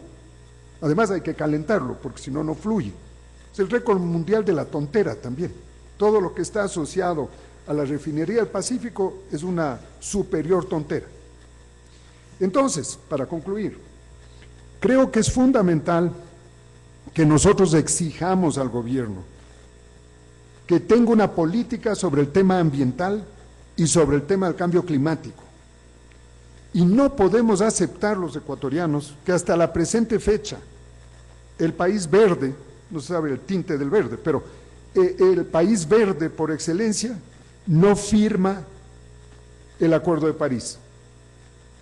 Entonces, creo que es fundamental que se recoja, como se ha dicho aquí, las propuestas de los grupos como nosotros, que planteamos con seriedad el tema, no esas cosas ridículas que han planteado en la reunión de París. Muchas gracias. Muchas gracias, Roque. A continuación, Katy Betancourt. Sí. Gracias, buenas noches. Bueno, yo solo voy a compartir dos ideas centrales para nosotros. La una, que es de la cual quisiera partir en este momento, es sobre la tesis, ¿no es cierto?, de la relación del ser humano-naturaleza. ¿sí? Para los pueblos indígenas en todo el mundo, ¿no es cierto?, esa relación ha sido una relación intrínseca, ha sido una relación mutua, integral, natural, ¿sí? Y esa relación, ese entendimiento, esa lógica, esa cosmovisión, ¿sí?, se ha visto confrontada con esta otra visión que separa al ser humano de la naturaleza, ¿sí? Y esa separación está caracterizada, ¿no es cierto?, en la lógica capitalista, es decir, una lógica que prima el capital por encima, no solo que divide a la naturaleza, sino por encima del ser humano mismo. Escuchando las exposiciones anteriores, lo que tenemos como resultado de esta lógica es esto, ¿no es cierto? Está en peligro la especie humana como tal, sin embargo, la voluntad de los poderes, ¿no es cierto?, del mundo, no miran esto, ¿sí? No les importa. Y hay una supremacía de esta lógica del capital por encima de la vida misma. En contraposición, ¿sí?, los pueblos indígenas hemos venido sosteniendo primero este principio y este entendimiento de vida, ¿sí? Y bajo este entendimiento de vida, nosotros hemos dicho que defendemos el territorio, ese territorio que representa no solo ese espacio territorial, sino el espacio de vida misma. Concuerdo con lo que se ha planteado aquí, es decir, venimos en esta lucha en un largo proceso y una cosa ha sido la expectativa y otra cosa ha sido la realidad que en nuestro país vivimos.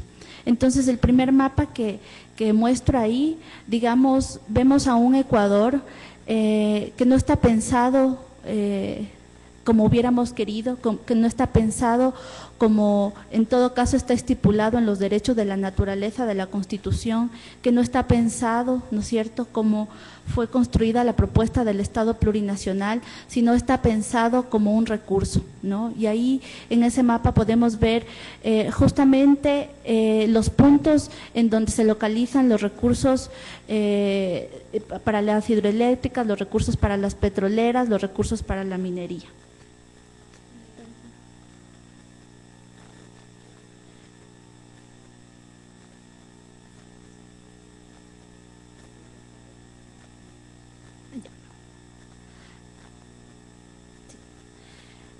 Entonces, digamos, para nosotros ese es un problema fundamental, ¿no es cierto? Cómo entendemos el mundo y a partir de eso cómo se han ido creando las políticas. Me llama la atención lo que se ha dicho, ¿no? El doctor Carlos Larrea exponía que China es uno de los países que tiene una responsabilidad bastante alta en cuanto a la contaminación del mundo y justamente este mapa nos indica la incidencia sobre el territorio del Ecuador, ¿no? Entonces tenemos a los que han sido más nocivos, ¿no es cierto?, en nuestro país. De hecho, las concesiones chinas tienen, digamos, como parte de su ingreso al territorio, la condicionante de que sean las empresas chinas las que administren con personal chino, ¿no? Entonces, es toda esta lógica, ¿no es cierto?, que está irrumpiendo en nuestro territorio. En esta zona de aquí, quería hacer un poco énfasis respecto a los proyectos mineros. Ustedes ven que hay una concentración en el sur del país y en el sur del país, en territorio amazónico, sobre todo tenemos a las poblaciones Shuar y Achuar. En el caso específico del proyecto minero, el Cóndor Mirador, tenemos la población de Tundaime, que es población Shuar, ¿no es cierto?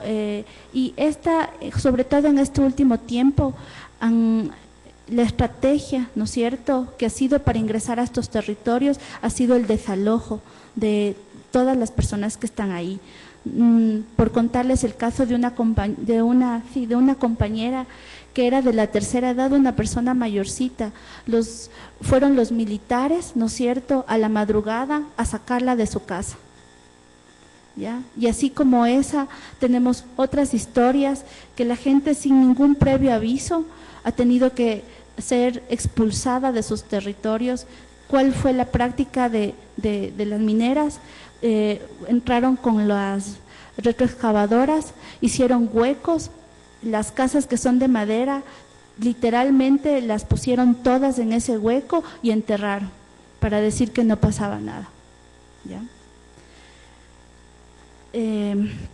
Después también, digamos, como les decía, nosotros hemos partido de este concepto, ¿no es cierto?, de un concepto que entiende distinta la vida y que no ha sido solo por digamos, por un tema, y ahora para nosotros lo hemos entendido así, ¿no?, un tema solo por defender el territorio, o solo la comunidad, o solo por los pueblos indígenas, sino que ha sido una política que tiene que ver con el resto del mundo, con una necesidad, algo que necesita el mundo, conservar, ¿no es cierto?, los territorios en donde existe la naturaleza, en donde existen los árboles, en donde existen las diferentes especies de vida animal, ¿no?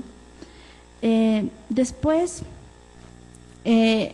aquí en este mapa, igual, no se puede ver bien, pero ahí se localizan justamente las poblaciones Shuar y Achuar. Y aquí hacer énfasis para nosotros y para la población Shuar, nosotros hemos dicho que ha sido un crimen de Estado el asesinato de José Tendenza, el asesinato de Freddy Tash, ¿sí? Porque justamente cuando existe voluntad, existen mecanismos, ¿no es cierto?, para buscar salidas a los problemas, y lo que tenemos es una intromisión en territorio indígena, en donde no se ha respetado la autoridad, ¿no es cierto?, del territorio, y han entrado con abierta y absoluta violencia. Entonces, a nosotros nos preocupa esto, nos preocupa que no solo que no hay una política, ¿no es cierto?, ni siquiera mitigadora respecto al problema civilizatorio que tenemos, sino que además es represiva, es agresiva realmente, para con quienes, digamos, están defendiendo la vida. Este mapa es específico de la provincia de Pastaza. Aquí mencionar que recientemente fueron aprobados 2 bloques petroleros, que son el 79 y el 83, a Andes Petróleos, que como digo, las empresas chinas han tenido o tienen, mejor dicho, más del 70% de las concesiones a nivel del país, sino que las más grandes. Y aquí en la provincia de Pastaza ha sido la única provincia o una de las provincias que ha tenido mayor bosque continuo, ¿sí? Es decir, si en la Amazonía todavía estaba considerada como una zona verde, ¿sí?, pero por diferentes causas como el tema maderero, el tema de las ciudades, todo eso,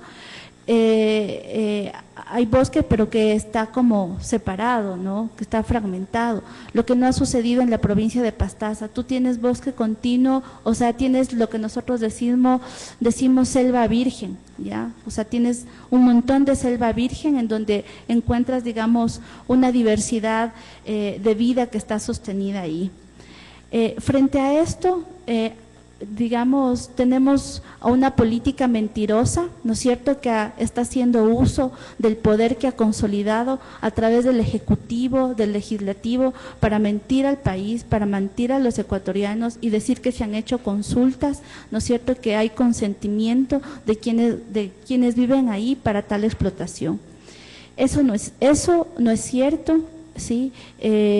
Hay una acción específica que se realizó en el 2013, que fuimos las mujeres de la Amazonía para un poco llamar la atención al respecto.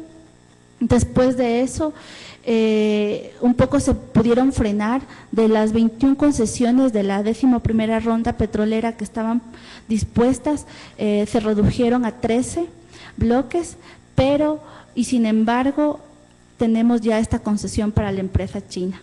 Hay un territorio sensible que es la nacionalidad zápara, que tiene apenas 300 pobladores y que está dentro de esta concesión. Ya que se ha hablado del tema Yasuní, para nosotros eso es un hecho absolutamente preocupante, porque el Parque Yasuní tenía como muchos amparos o estaba de alguna manera resguardada, era un parque intangible, inalienable, y sin embargo ahí, digamos, estaban operando las empresas petroleras. Nosotros nos preguntábamos, ¿y si a un parque, ¿no es cierto?, que ha tenido como también el respaldo, que ha sido un tema internacional, le sucedió eso, sabiendo que hay pueblos no contactados ahí, digamos, ¿cómo quedamos el resto de territorios indígenas? Nos seguimos preguntando eso. Sin embargo, tanto como la nación zápara, poblaciones quichuas, que tienen, por ejemplo, antecedentes de haber dejado explícita y claramente su posición frente a la extracción petrolera, como el pueblo Sarayaku, que tiene un antecedente de una sentencia favorable de la CIDH, que ha dicho que no quiere la extracción petrolera, y así como este pueblo, otros pueblos, comunidades que están alrededor de la cuenca del Bobonasa, digamos, esto hace caso omiso el poder, ¿no?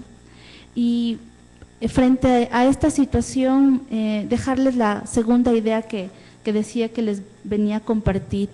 Primero, que frente al tema hay una constatación evidente, y la constatación es que los poderes, no solo de nuestro país, ¿no es cierto?, sino del mundo, que ni siquiera se han atrevido a reducir los impactos del cambio climático, como se señala aquí, no a la meta, sino más bien a acomodarse a un mínimo para estar en la subsistencia. Es decir, que ellos no tienen ni la más mínima intención de enfrentar el problema, no se van a desacomodar de esa lógica, que frente a esa constatación nosotros, ¿no es cierto?, decimos y ponemos, ¿no es cierto?, nuestra voluntad y nuestra claridad de decir que primero no confiamos y sabemos y entendemos que no lo van a hacer, pero nosotros sí lo queremos hacer, nosotros sí entendemos el problema, nosotros sí sabemos, digamos, cuál es su lógica, y frente a eso, por supuesto que una de nuestras primeras propuestas es que en el tema del petróleo, el petróleo quede bajo tierra, no solo en el Parque Yasuní, porque el mundo, ¿no es cierto?, y ahí están, digamos, los datos que ya nos han compartido, el mundo necesita en realidad que el petróleo se quede bajo tierra para no causar un desequilibrio, un atentado contra nosotros mismos como especie, ¿ya? Que frente a eso nosotros ponemos nuestra voluntad, nuestra claridad, que queremos y planteamos eso, y que además, ¿no es cierto?, seguimos y vamos a seguir insistiendo que hay varias propuestas, ¿no es cierto?, como la propuesta de la nacionalidad achuar respecto al proyecto Sacre, en donde hacen todo un estudio de impacto, ¿no es cierto?, y de cómo mantener los bosques en pie, cómo, digamos, interactuar con la nueva dinámica social, las tecnologías, etcétera, como el tema de la selva viva que tiene el mismo pueblo Sarayaku, como tienen varios otras organizaciones, ya, que han sido afectadas y que ven que las políticas, que inclusive cuando han aceptado el tema de las concesiones petroleras en su territorio, las cosas mínimas no han sido cumplidas. Entonces, esa es, digamos, lo que queremos decirles en un contexto en donde tenemos también, por estar luchando, por estar defendiendo el territorio, varios de nuestros compañeros que están presos, ¿no?, que están siendo sentenciados, que están siendo judicializados, pero en realidad para nosotros no podemos guardar silencio, para nosotros no puede haber un acomodo, sino el hecho de vivir dignamente. Muchas gracias.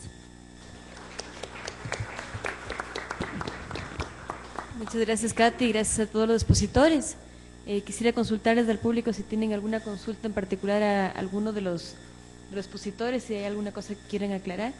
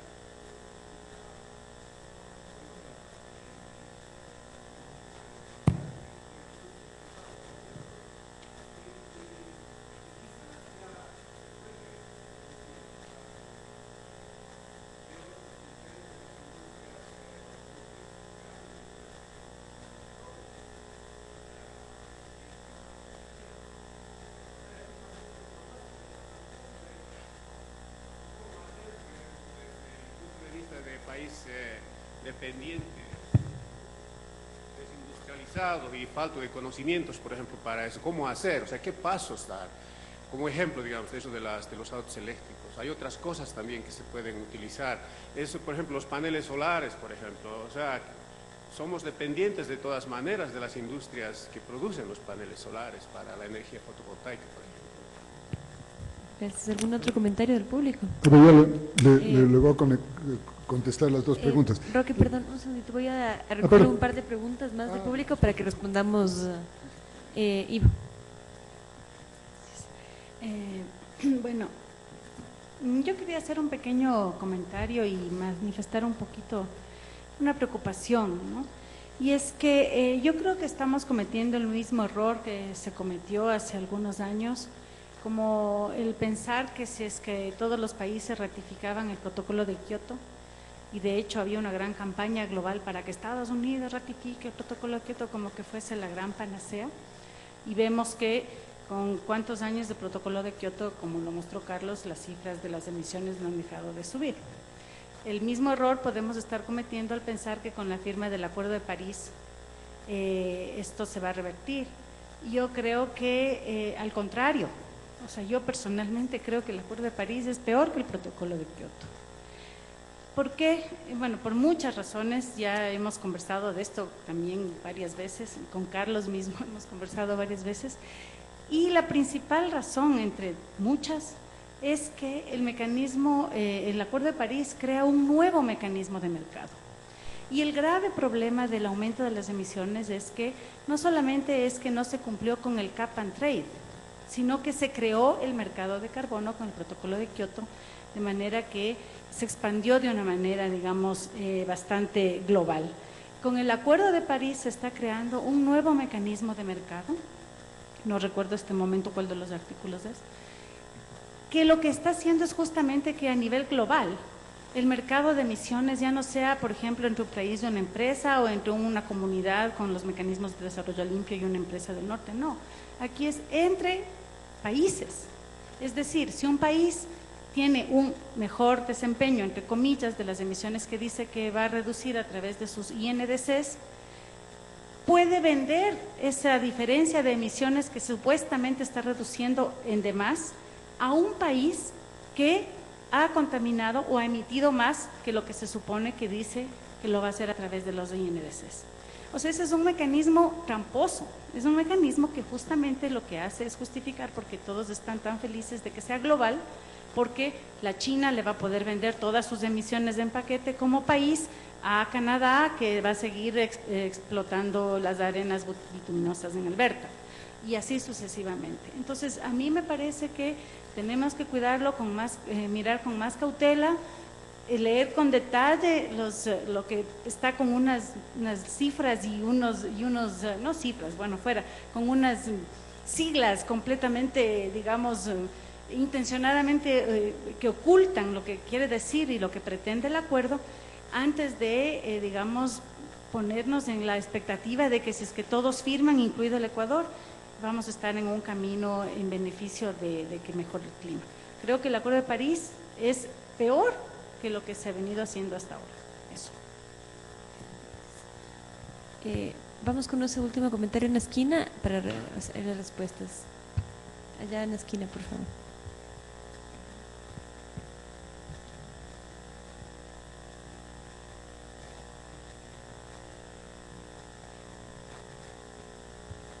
Buenas noches a todos, muchísimas gracias por estar aquí conversando un poco sobre este tema tan grave que estamos atravesando la humanidad, el mundo, el Ecuador en definitiva. Aparte de hablar del Acuerdo de París, ¿por qué no hablamos primero de un acuerdo entre nosotros, entre los ecuatorianos? Primero, tratar de desarrollar temas que aplaquen un poco el desastre ecológico que tenemos dentro de nuestra misma ciudad. Roque acabó de decir, eso no se dará pie mientras el señor presidente no se vaya de su puesto. Aquí también yo podría decir algo, no se dará pie mientras el señor alcalde no se vaya de su puesto. Tantas cosas que se pueden solucionar en el tema de contaminación en la misma ciudad. El desarrollo del parque automotor es insostenible ya, el caos vehicular que existe dentro de la ciudad. El tema de las bicicletas, mire, nosotros con mi compañero trabajamos también en la realización de temas periodísticos. Acudimos a esta reunión manejando nuestra propia bicicleta. Ni siquiera las instituciones públicas o casas o lugares tienen lugares adecuados para poder parquear una bicicleta. Primero partir por temas prioritarios que ayuden a concientizar a nuestra ciudad, a nuestros ciudadanos, a nuestro país primero y luego tratar de ver mucho más allá. La firma de este Tratado de París, eso va en beneficio de los grandes países que ellos son los que contaminan más. Primero lo que debemos tratar de hacer es un acuerdo dentro de nuestro país, que protejamos lo poco o lo mucho que podemos cuidar. Eso es. ¿Y qué soluciones podemos hacer? Primero tratar de compartir temas de desarrollo, cómo poder cuidar más nuestro entorno, desde los jóvenes, desde las escuelas, desde las instituciones, con grandes premios, poder abrir concursos o abrir debates como los que estamos viendo ahora. Creo que a la mayoría no les interesa, pero los pocos que nos interesa podemos dar una voz para que esto se pueda desarrollar de una mejor manera. Muchísimas gracias a todos. Muchas gracias. Ahora sí empezamos tal vez por Roque con las respuestas. Gracias. A ver, el análisis del Acuerdo de París, hay que hacerle un contexto todavía más amplio de quiénes son los responsables del daño y quiénes no, porque esta ha sido la discusión desde Río, llevamos 20 años discutiendo ese tema. Y lo que venimos diciendo los países del sur es que los del norte deben pagar la factura y no los del sur. Esta ha sido la discusión. Pero como vemos en los resultados, cada día estamos peor.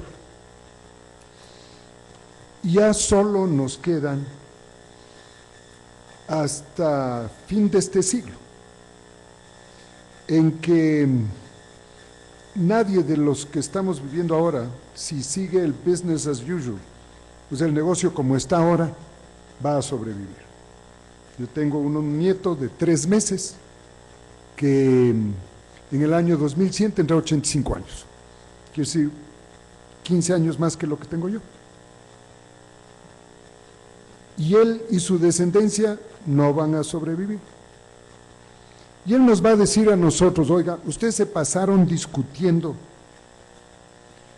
si es que este mecanismo sería el mejor o este otro mecanismo el más adecuado, este es el más justo, y mientras tanto seguían consumiendo, ¿no?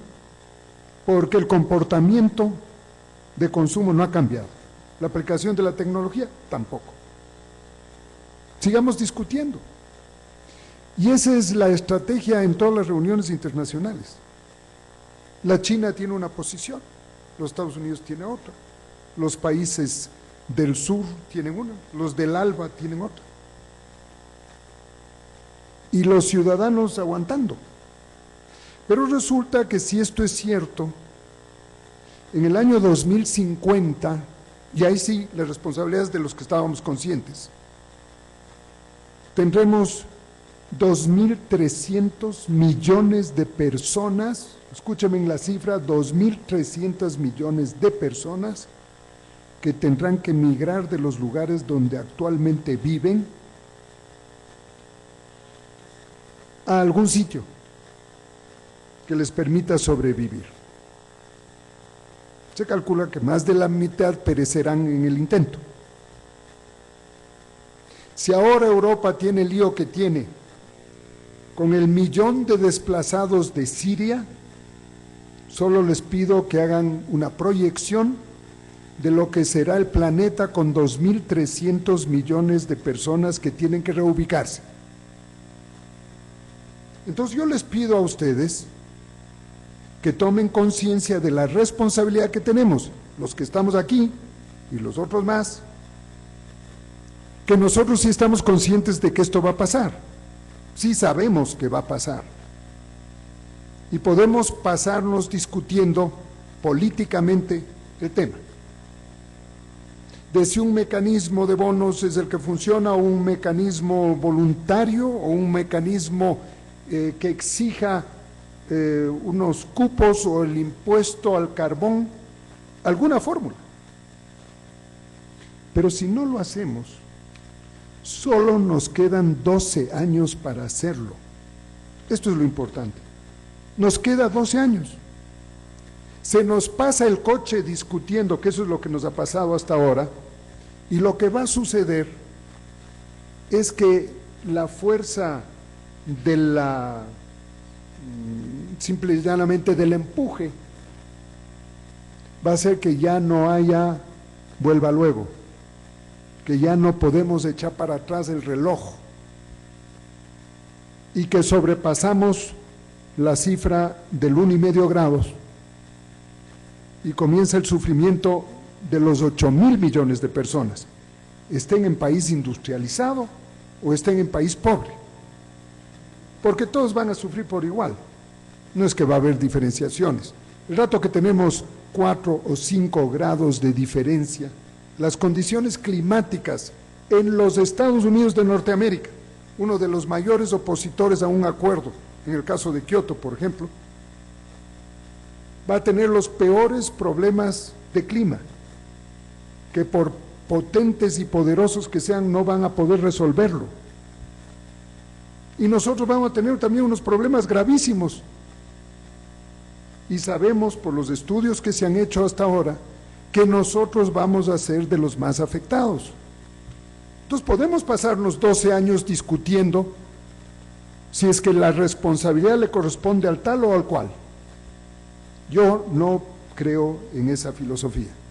Yo pienso que hay una responsabilidad nuestra, de padres, de abuelos, que tenemos que resolver en lo que esté a nuestro alcance el problema que enfrentamos si estamos conscientes de él. No esperar que otros hagan lo que tienen que hacer. Yo me pregunto todo el tiempo, los países pobres y pequeños como el nuestro, ¿qué influencia tiene sobre los países grandes y poderosos? Suena muy romántico lo otro, pero no es efectivo. Yo creo que el Ecuador puede contribuir y ser un ejemplo del esfuerzo. Y no nos hacemos ningún daño nosotros si entramos a hacer eso. Les respondo a lo de la tecnología. La tecnología está al alcance de nosotros, todas las tecnologías, de energéticas, modernas, están al alcance. Todas, absolutamente todas. Y el ejemplo es que todas las tenemos en pequeña escala implantadas en el Ecuador. Hay plantas eólicas, hay plantas fotovoltaicas, porque me pregunto, nosotros hemos venido produciendo con plantas térmicas, ¿y nosotros producimos las plantas térmicas? ¿O compramos en Alemania, Estados Unidos y la China las plantas? ¿Qué avance tecnológico tenemos nosotros para producir motores a explosión de diésel o turbinas? ¿Producimos turbinas aquí en este país? ¿Tenemos industria siderúrgica?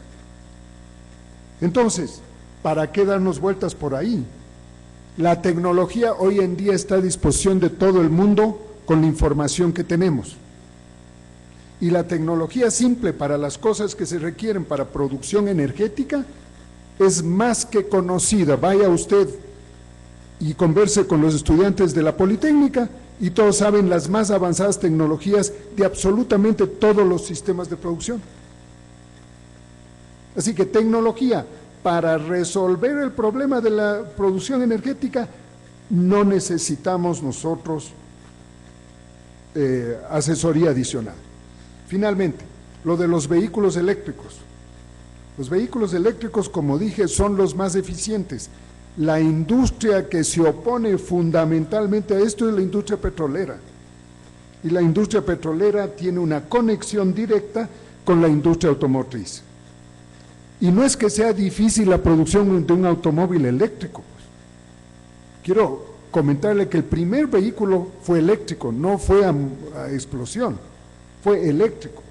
El problema ha sido la creación y el desarrollo de baterías, que hoy en día está siendo superado de una semana a la otra. Acaban de inventar el año pasado una nueva sustancia, un nuevo material, que puede garantizar unas eficiencias absolutamente espectaculares en las baterías. Así que eso está a disposición de todo el mundo. Los nuevos teléfonos celulares que se doblan tienen ese material, salen el año próximo. Y con ese material se va a producir las baterías. Y está resuelto el problema de la acumulación energética en baterías, que ya no tienen los efectos contaminantes que tienen las baterías antiguas. Así que esto va a estar a disposición de todo el mundo, porque usted cuando compre un celular el año próximo va a ser de ese material. Entonces, yo creo que tener esa conciencia de que tenemos la obligación de enfrentar el tema, estemos donde estemos, hacer el máximo esfuerzo en respeto a las siguientes generaciones. Muchas gracias, Roque. No sé si Carlos o Rependeris tiene algún comentario adicional. Un minuto nomás. Sí, era sobre el tema de la distribución internacional de las emisiones. Bueno, nosotros sabemos que existe una distribución desigual, que las emisiones históricamente han estado concentradas en los países industrializados, que actualmente el país que más contamina el mundo de lejos es China, más o menos el 25% de la contaminación mundial este rato proviene solamente de China. Pero yo coincido con lo que dice Roque. Primero tenemos que hacer algo. Segundo, no es adecuado ir a París y decir que el problema es de los demás, como han hecho muchos presidentes en América Latina, y que nosotros no contaminamos nada. Es un discurso evasivo y bastante hipócrita. Primero, el decir, no, nosotros producimos el 1% de la contaminación mundial. Eso es mentira. El Ecuador, primero, la selva amazónica es la más grande del mundo. Segundo, el Ecuador tiene una de las tasas de deforestación más altas de América Latina. Entonces, solamente en deforestación, nosotros estamos contribuyendo al cambio climático de una manera bastante significativa. Y la deforestación es más o menos, al menos el 11% de todas las emisiones mundiales. Y como les digo, donde más intensa es la deforestación, bueno, también es muy intensa en el sudeste asiático, por ejemplo Indonesia, pero en la Amazonía sigue siendo muy alta, ¿sí? Y en el caso ecuatoriano, nuestras emisiones son bastante significativas por las dos cosas que mencionó Esteban. Primero, deforestación, y muchas veces no se toma en cuenta, y segundo, agricultura. Entonces, desde ese punto de vista, sí podemos hacer mitigación. La idea es que nosotros hagamos solamente adaptación, que nos financien lo demás. Eso es una falacia. Y es una falacia que han mantenido sistemáticamente muchos gobiernos de los países del sur. ¿Sí? Entonces, al menos en el caso del Ecuador es bien claro que nosotros sí somos parte del problema. Y si vemos emisiones per cápita, cada ecuatoriano emite más que el promedio mundial, justamente por esto. Entonces, desde ese punto de vista, el problema es que generalmente las estadísticas no presentan emisiones por deforestación, sino solo por quema de combustibles fósiles. Entonces, ahí sí estamos bien, porque no tenemos una industria pesada, etcétera, etcétera. ¿Sí? Entonces hay que tener mucho cuidado con eso. Y por eso me parece importante que nosotros contribuyamos. Y claro, el tema es cómo contribuir. Y justamente en eso tenemos grandes oportunidades si nosotros trabajamos seriamente en lo que se ha planteado, que es reducir las emisiones basándonos en mantener el crudo bajo tierra, que yo creo que es una tesis fundamental que va a ser absolutamente necesaria en el futuro. ¿Sí? Y segundo, detener la deforestación o evitarla completamente. Creo que esas son las dos líneas en las que el país puede hacer un aporte sustancial. Hay muchas otras cosas, Roque ha mencionado algunas de ellas, que son fundamentales, pero definitivamente debemos tomar en serio el problema y no tratar de seguir diciendo que los demás tienen la culpa.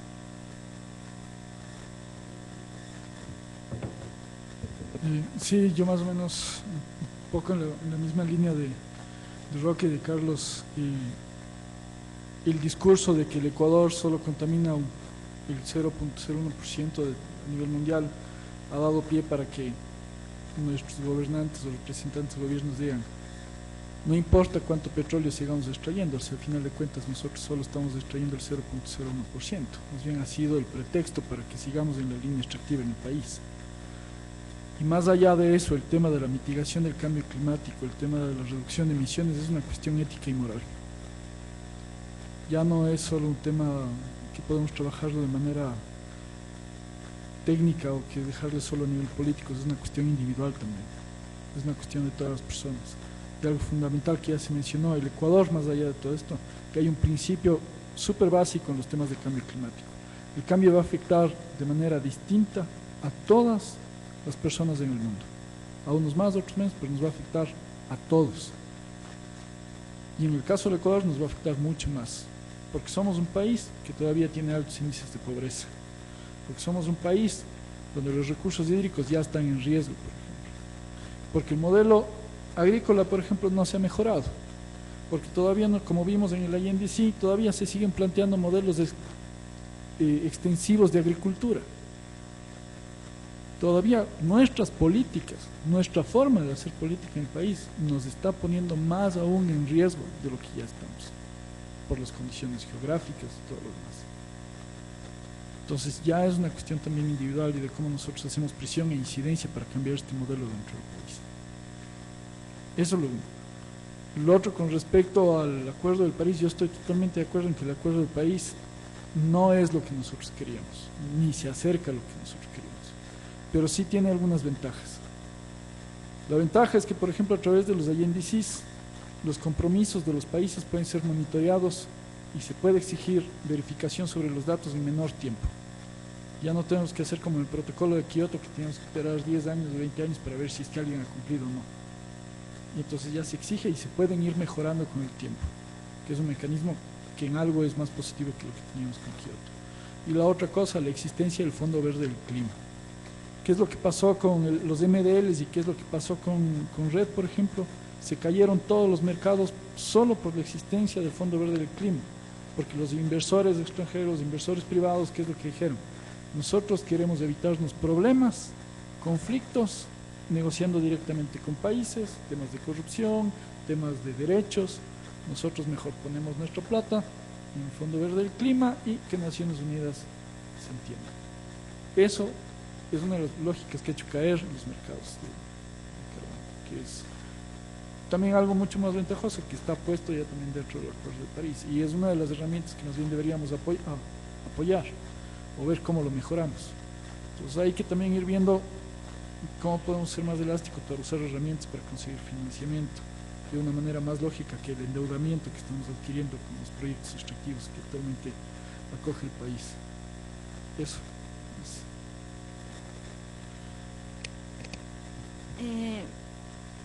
Justamente a propósito del terremoto y todo eso, ante una crisis, ante la naturaleza, ¿no es cierto?